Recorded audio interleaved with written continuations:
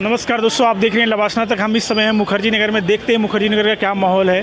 तो अभी सर मुखर्जी नगर में क्या माहौल चल रहा है? देखिए, मुखर्जी नगर का माहौल पूरी तरीके से टॉक्सिसिटी से भरा हुआ है। मतलब पढ़ाई लिखाई का जो माहौल हम सुनते आए हैं कि मुखर्जी नगर की हवा में पढ़ाई लिखाई है, वो सब बातें बहुत गुजरे ज़माने की हो चुकी हैं। अब तो यहाँ पर जो यहाँ की सच्चाई है वो ये है कि खूब सारे कैफ़ेज़ हैं, बच्चे दिन भर सोते हैं, दोपहर में खाना खा के फ़ोन चलाते हैं, शाम को आगे कैफ़ेज़ में बैठ जाते हैं और शाम तक यही बकैती करते रहते हैं। पढ़ाई लिखाई के उस तरीके का माहौल नहीं बचा है। उसमें कई कारण हैं, जिसमें एक तो यहाँ पे रेंट्स बहुत ज़्यादा बढ़ गए हैं, वो एक मुखर्जी नगर के लिए बुरी चीज़ है। और बहुत ज़्यादा कंजेस्टेड चीज़ें हैं, सिक्योरिटी जो चीज़ें होनी चाहिए निर्माण के लिए उनको फॉलो नहीं करते। तो लड़के एक तो असुरक्षित माहौल में रहते हैं, लड़कियाँ जो भी है। मतलब अगर एक अच्छा भूकंप आ जाए तो संभवतः हो सकता है कि बहुत सारी बिल्डिंग्स यहाँ गिर जाएं।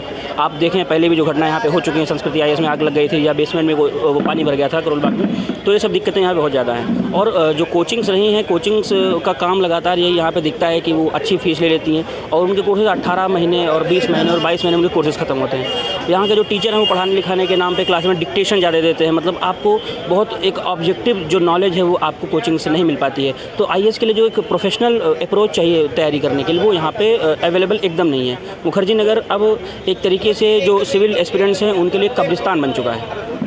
मुखर्जी नगर जी, अब मुखर्जी नगर में जो जैसे जो पहले प्रोडक्टिविटी थी, अब उतनी प्रोडक्टिविटी नहीं बची है। उसके मतलब कोचिंग्स भी जिम्मेदार हैं, उसके लिए बच्चे भी जिम्मेदार हैं, उसके लिए यहाँ का एनवायरनमेंट भी जिम्मेदार है।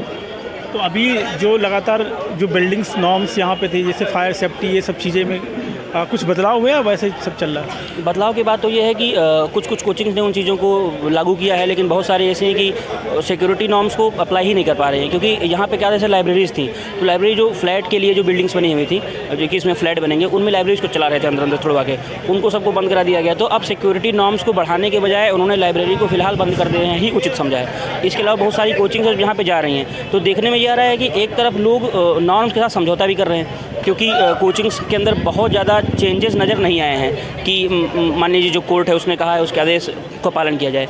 वो अभी माहौल का ठंडा होने का वेट कर रहे हैं कि चीज़ें ठंडी हो जाए, फिर उसी तरीके से उसको चलाने के मूड में है। ऐसा कोई ऐसा चेंज नहीं दिखाई दे रहा है कि सेफ्टी नॉर्म्स बहुत ज़्यादा फॉलो होंगे।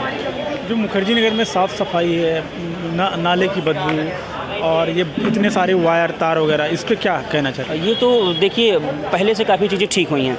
अभी जब ये क्या बोलते हैं इसको, दृष्टि वाला जब मतलब जो करोल बाग में घटना हुई, बेसमेंट में जब पानी डूब के मरे, उसके बाद यहाँ पे तार वगैरह काफ़ी स्थिति में सही हुए हैं। इससे पहले तो बहुत बुरी स्थिति थी, सड़क पर ही तार वाला लटकते रहते थे, लेकिन चूंकि वो घटना बहुत बड़ी बन गई तो उसके बाद से चीज़ें ठीक हुई हैं। हाँ, सफाई अभी भी एक इशू है। सफाई में यहाँ पे जो कैफ़ेज़ वगैरह चलते हैं वहाँ पे सफाई नहीं रहती, और जो नाला है वो तो अपना एक इशू है। इसके अलावा गांधी विहार है, नेहरू विहार, जो मुखर्जी नगर जैसी जगह हैं, यहाँ पर जो एक सिविल कॉन्शियसनेस होती है, जो नागरिक चेतना होती है, वो लोगों में नहीं है। तो इसके वजह सफाई भी एक बहुत बड़ा मसला है। इसके अलावा खाना एक बहुत बड़ा मसला है। यहाँ पे जो खाने की गुणवत्ता है वो एकदम अच्छी नहीं है।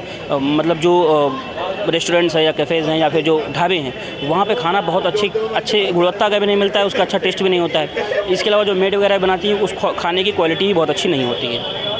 कुछ कोचिंगें जैसे कि यहाँ से नोएडा जा रही हैं, तो उनमें क्या माहौल है? उनमें क्या देखते हो आगे? क्या आईएएस आप नोएडा वगैरह बन पाएगा या नहीं, ऐसा कुछ होगा? अब देखिए, ये चीज़ें तो फ्यूचर की हैं, लेकिन ये है कि फ़िलहाल कोचिंग शिफ्ट कर रही हैं धीरे धीरे। तो अच्छा, ये कोचिंग्स क्या करती हैं, इनके दो तरीके चलते हैं। एक तो अपने बैच चलाते हैं और दूसरा मेंटरशिप निकालते हैं। तो बैचेज़ में ये है कि बैचेस बहुत ज़्यादा सिलेक्शन इनके नहीं आते हैं, मेंटरशिप में इनके सिलेक्शन आते हैं। उन सिलेक्शंस को दिखाते हैं कि हमने हमारे बच्चे हैं। तो इस तरीके से एक स्यूडो हब बनाने का प्रयास किया जाता है मुखर्जी नगर को भी, और यही भी मुझे लगता है नोएडा में भी होगा कि डायरेक्ट बैचेस से उतने सिलेक्शन ना होने के बावजूद मेंटरशिप और इनके जरिए वो बताएंगे कि हमारे जो सिलेक्शन है वो ज़्यादा हैं। अभी यहाँ पर काफ़ी छात्र कम हो रहे हैं, तो अभी क्या दिक्कतें हैं? हाँ, छात्र कम हो रहे हैं, इसके फ़ायदे हुए हैं। पहला फ़ायदा तो ये हुआ है कि नेहरू विहार जैसी जगहों से भीड़ कम हुई है, तो अब माहौल थोड़ा पहले से ठीक है। और दूसरा, रेंट को लेकर चीज़ें जो हैं वो काफ़ी ठीक हुई हैं। पहले रेंट में क्या होता था कि ब्रोकर्स की बहुत मोनोपोली चलती थी। आपको रूम लेना है तो लो, नहीं लेना है तो लो, वो अपने रेट से नीचे नहीं उतरते थे। बहुत सारे बच्चे ऐसे हैं जो गाँव से आते हैं तैयारी करने, खेतों, जिनके पिताजी खेती करते हैं, बाकी जो वो लोग यहाँ पर अफोर्ड नहीं कर पाते थे।